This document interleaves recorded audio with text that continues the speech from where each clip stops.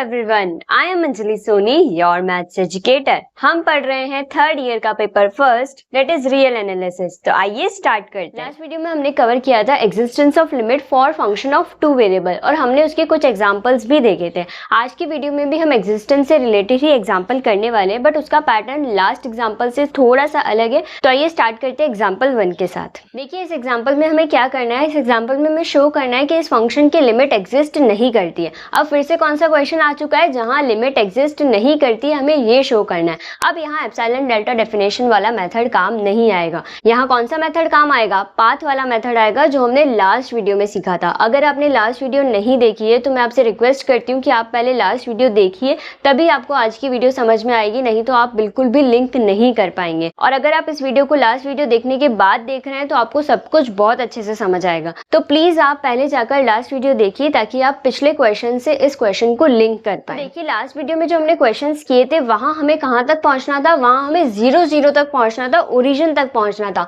पर यहाँ हमें कहां तक पहुंचना है? यहाँ हमें पॉइंट 01 तक पहुंचना है।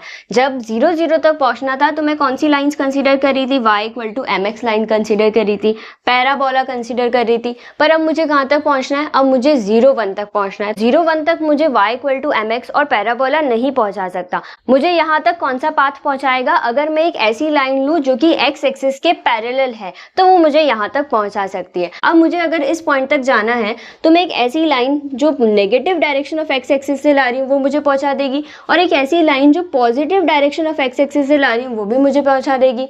अब यहाँ से क्या पता चल रहा है, मुझे कौन से दो पाथ कंसीडर करके चलने पड़ेंगे? एक तो जो positive direction of x axis से आ रहा है और एक negative direction of x axis से आ रहा है, लेकिन दोनों ही क्या है? पैरेलल है x एक्सिस के। तो यहाँ से हमें पता चलता है कि हमारे दो पाथ क्या है? Line parallel to positive direction of x axis and line parallel to negative direction of x axis. तो आइए उन दोनों पाथ को कंसीडर करते हैं, उन पे लिमिट फाइंड करते हैं और चेक करते हैं कि दोनों पे लिमिट अगर सेम आएगी तो हम कह देंगे कि इस फंक्शन की लिमिट एग्जिस्ट कर रही है, और दोनों पे लिमिट्स अगर डिफरेंट आएगी तो हम कह देंगे कि फंक्शन की लिमिट एग्जिस्ट नहीं कर रही है। तो आइए इस क्वेश्चन को सॉल्व करते हैं। तो देखिए केस फर्स्ट मैंने क्या कंसीडर किया है? केस फर्स्ट मैंने कंसीडर किया है the line parallel to the positive direction of x axis. हमने जो है ऐसी लाइन कंसीडर करी है जो पॉजिटिव डायरेक्शन से x को अप्रोच कर रही है। पॉजिटिव डायरेक्शन से अप्रोच कर रही है मतलब हम कह सकते हैं राइट साइड से x को अप्रोच कर रही है, और जब x को राइट साइड से कोई चीज़ अप्रोच करती है तो हम लोग क्या फाइंड करते हैं? हम लोग RHL फाइंड करते हैं, RHL। ठीक है, तो अभी हम लोग यही करने वाले हैं। इस क्वेश्चन में हम लोग RHL फाइंड करने वाले हैं, बट एक वेरिएबल के लिए ही करेंगे। देखना कैसे? हमने लिखा कि limit x y tending to 0 1 tan inverse y by x. ठीक है, मुझे इस फंक्शन की लिमिट फाइंड करनी है किस पर? 0 1 पर मैं जानती हूँ कि x जो है वो 0 को कहाँ से अप्रोच कर रहा है? पॉजिटिव डायरेक्शन से अप्रोच कर रहा है, मतलब राइट साइड से अप्रोच कर रहा है। तो यहाँ पर मैं लिख दूंगी x टेंडिंग टू 0 प्लस और y tending to 1 tan inverse y by x. ठीक है, अब हम जानते हैं कि जब हम LHL और RHL फाइंड करते थे तो RHL फाइंड करते टाइम हम x को रिप्लेस कर देते 0 प्लस h से। तो यहाँ पर भी वही करेंगे, x को मैंने किससे रिप्लेस कर दिया? 0 प्लस h से, और लिमिट टेंड कर दी h टेंडिंग टू 0। जैसे ही मैंने यहाँ पर x की जगह रिप्लेस किया 0 प्लस h और इस पर लिमिट अप्लाई करी। लिमिट कैसे अप्लाई करी? नीचे जो लिमिट अप्लाई होगी वो तो जाएगी 0, और ऊपर y की जगह अगर मैं 1 अप्लाई कर दूँ तो 1/0 इन्फिनिटी बन जाएगा। और tan इनवर्स इन्फिनिटी की वैल्यू कितनी होती है? π/2। तो यहाँ से हम लोग देख रहे हैं कि जब हम पॉजिटिव डायरेक्शन से अप्रोच कर रहे हैं 0 1 पॉइंट को तो हमें लिमिट क्या मिल रही है? π/2। अब हम देखते हैं जब हम नेगेटिव डायरेक्शन से अप्रोच करेंगे तो हमें π/2 ही मिलता है या फिर कुछ और मिलता है। तो आइए देखते हैं। अब देखिए सेकंड पार्ट मैंने कंसीडर किया है line parallel to negative direction of x axis. अब मैं कहाँ से x को अप्रोच कर रही हूँ? नेगेटिव डायरेक्शन से अप्रोच कर रही हूँ, मतलब मैं कौन सी साइड से अप्रोच कर रही हूँ? लेफ्ट साइड से अप्रोच कर रही हूँ। और लेफ्ट साइड से अप्रोच करने का मतलब हम लोग LHL फाइंड कर रहे हैं। LHL में हम लोग x को किससे रिप्लेस करते हैं? 0 माइनस h से रिप्लेस कर देंगे। ठीक है, तो वही मैंने लिखा है कि limit x y tending to 0 1 tan inverse y by x हम लोग फाइंड कर रहे हैं, बट यहाँ x जो है वो 0 को नेगेटिव डायरेक्शन से अप्रोच कर रहा है, इस वजह से हमने लिख दिया x tending to 0 minus y tending to 1, और इसकी लिमिट हम लोग फाइंड कर रहे हैं। जैसे ही हम लोग x को 0 माइनस h से रिप्लेस करेंगे और लिमिट अप्लाई करेंगे तो हमें आंसर क्या मिलेगा? माइनस π/2 मिलेगा। वहाँ हमें आंसर मिल रहा था π/2 और यहाँ हमें आंसर मिल रहा है माइनस π/2। तो दो डिफरेंट पाथ लेने पर दो डिफरेंट लिमिट्स मिल रही है। इसका मतलब क्या है? इसका मतलब साफ साफ यही है कि इस फंक्शन की लिमिट एग्जिस्ट नहीं कर रही है। आपको ये वाला एग्जाम्पल अच्छे से समझ आया होगा। लास्ट वीडियो में जो हमने एग्जाम्पल्स करे थे उससे थोड़ा सा अलग था ये एग्जाम्पल। क्यों? क्योंकि वहाँ हम लोग 0 0 तक पहुंचना था तो एक ही पाथ कंसीडर कर रहे थे y इक्वल टू mx या फिर पैराबोला, पर यहाँ पर हमें 0 1 तक पहुंचना है और ट्रिग्नोमेट्रिक फंक्शन भी साथ में दे रखा है। इस वजह से हमने कौन सा पाथ कंसीडर किया, पॉजिटिव डायरेक्शन और नेगेटिव डायरेक्शन वाला। ओके तो इसी के साथ limit of function of one variable and function of two variable पूरी तरीके से खत्म होता है। आई होप आपने सारे लेक्चर्स देखे होंगे और आपको लिमिट का कॉन्सेप्ट जो है एकदम क्लियर हो गया होगा। तो देखिए अब हम क्या करेंगे, हम लोग लिमिट ऑफ वन वेरिएबल और टू वेरिएबल दोनों के लिए शॉर्ट नोट्स बना लेते हैं ताकि आपके सारे कॉन्सेप्ट्स एक ही वीडियो में रिवाइज हो जाएंगे।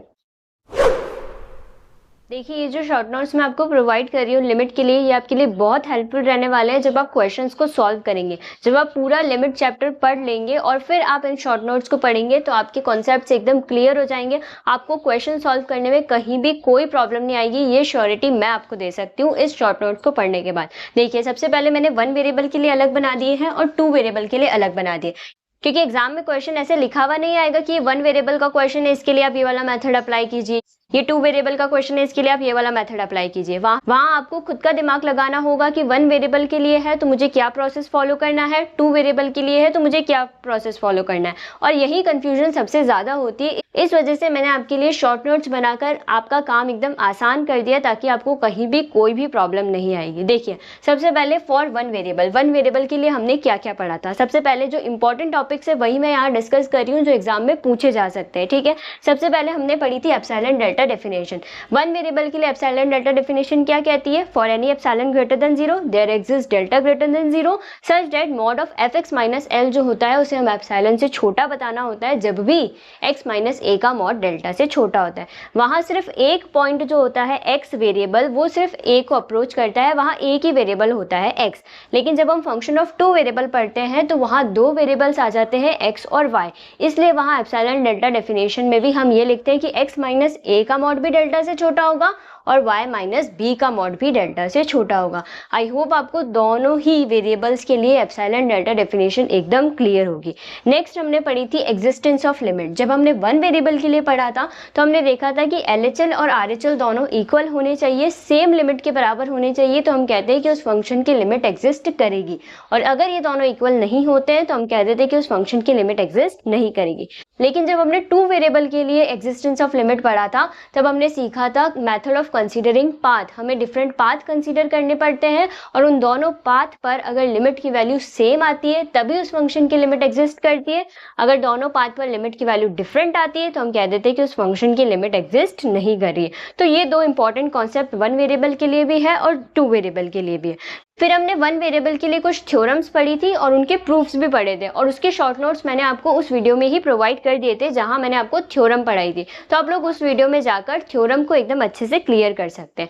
अब आगे बढ़ते हैं और सबसे इंपॉर्टेंट टॉपिक को डिस्कस करते हैं कि क्वेश्चंस को सॉल्व कैसे करना है। जब हमारे पास एग्जाम में क्वेश्चन आएगा तो हमें कैसे तो आइडेंटिफाई करना है और कैसे उसे सॉल्व करना है। तो देखिए जब भी आपके पास वन वेरिएबल के लिए क्वेश्चन आता है, अब वन वेरिएबल के लिए तो हम आइडेंटिफाई कर ही लेंगे अगर फंक्शन सिर्फ एक वेरिएबल में है, ठीक है, तो वन वेरिएबल का फंक्शन है। उसके लिए अगर हमें कहीं पर लिखा है कि आप प्रूफ कीजिए कि इस फंक्शन की लिमिट ये है, जब भी हमें दिखाना होता है कि फंक्शन की लिमिट ये है तो हम क्या यूज करते हैं, हम एप्सिलॉन डेल्टा डेफिनेशन यूज करते हैं। आपको मैंने बहुत सारे एग्जांपल्स करवाए हैं जहां हमने एप्सिलॉन डेल्टा डेफिनेशन से सारे एग्जांपल्स को प्रूव किया था। तो वही मेथड आपको यूज करना है जब भी आपको शो करना हो कि इस फंक्शन की लिमिट ये है। चाहे आप वन वेरिएबल का क्वेश्चन सॉल्व कर रहे हो चाहे आप टू वेरिएबल का क्वेश्चन सॉल्व कर रहे हो, दोनों में ही आपको एप्सिलॉन डेल्टा डेफिनेशन यूज करनी है जब भी आपको शो करना हो कि लिमिट क्या है, ये है, ठीक है। नेक्स्ट आता है कि जब आपको शो करना हो कि लिमिट एग्जिस्ट नहीं कर रही है वन वेरिएबल के लिए, अगर आपको वन वेरिएबल के लिए शो करना है कि इस फंक्शन की लिमिट एग्जिस्ट नहीं कर रही है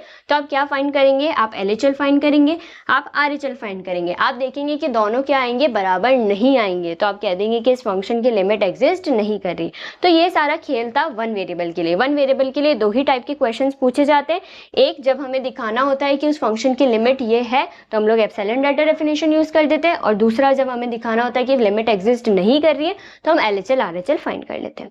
अब आते हैं टू वेरिएबल पे। टू वेरिएबल में भी आपको दो ही तरह के क्वेश्चंस पूछे जाएंगे, एक आपको लिमिट को शो करना होगा और एक आपको दिखाना होगा कि इस फंक्शन की लिमिट एग्जिस्ट नहीं कर रही है। जब लिमिट को शो करना होता है या प्रूफ करना होता है तो हम लोग क्या यूज करते हैं, एप्सिलॉन डेल्टा डेफिनेशन। वहां तो क्या होता है, एप्सिलॉन डेल्टा डेफिनेशन से डायरेक्टली आपका काम हो जाता है, पर यहाँ जब हम एप्सिलॉन डेल्टा डेफिनेशन से क्वेश्चंस को प्रूव करते हैं तो वहां दो तरह के क्वेश्चंस आपको देखने को मिलते हैं। एक क्वेश्चन ये होता है जब वहां पर जब आप कैलकुलेशंस करते हैं तब कोई वेरिएबल नहीं बचता है, तो कोई वेरिएबल नहीं बचता है, डायरेक्ट डेल्टा आता है, डेल्टा की जगह हम लोग एप्सिलॉन पुट कर देते हैं। तो वहां कौन सा मेथड है, वो एक डेल्टा वाला ही मेथड है जो डायरेक्टली सॉल्व हो जाता है। लेकिन इसी में हमने एक और तरह के क्वेश्चंस भी देखे थे जहां पर हमें दो डेल्टा मानने पड़ते थे। एक डेल्टा को हम लोग 1 मानते थे और दूसरे डेल्टा के लिए हम लोग क्या करते थे, उन दोनों का मिनिमम मानते थे। तो उसमें क्या होता था, एक वेरिएबल बच जाता था तो उसको हम लोग एलिमिनेट करते थे और उसको एलिमिनेट करने के लिए हमने एक सेपरेट मेथड सीखा है जहां हम लोग उसको कैसे एलिमिनेट करते हैं और फिर उसके बाद में कैसे डेल्टा को चूज करते हैं। फिर हम लोग क्या करते हैं, डेल्टा को उन दोनों का मिनिमम चूज करते हैं। अगर आपने वो सारी वीडियोस देखी है तभी आपके लिए शॉर्ट नोट्स हेल्पफुल होंगे, नहीं तो आपको कुछ समझ नहीं आएगा कि मैं क्या बोल रही हूँ, क्योंकि मैं सिर्फ रिवाइज करवा रही हूँ। अभी इस वीडियो में मैं आपको सारा कॉन्सेप्ट फिर से नहीं समझा सकती, तो आपको पहले वो सारी वीडियोस देखनी होगी, फिर आपके लिए ये वाले शॉर्ट नोट्स बहुत ज्यादा हेल्पफुल रहने वाले हैं। अब देखिए दूसरे टाइप का क्वेश्चन कैसा पूछा जाएगा, ऐसा पूछा जाएगा कि आपको शो करनी है कि उस फंक्शन की लिमिट एग्जिस्ट नहीं कर रही है। तो जब लिमिट एग्जिस्ट नहीं करती तो हम लोग कौन सा मेथड अप्लाई करते हैं, टू वेरिएबल के लिए पाथ वाला मेथड अप्लाई करते हैं। तो वही हमने क्या किया, डिफरेंट पाथ हम लोग कंसीडर करेंगे, उसमें हमें डिफरेंट वैल्यूज मिलेगी तो हम कह देंगे कि इस फंक्शन की लिमिट एग्जिस्ट नहीं करती है।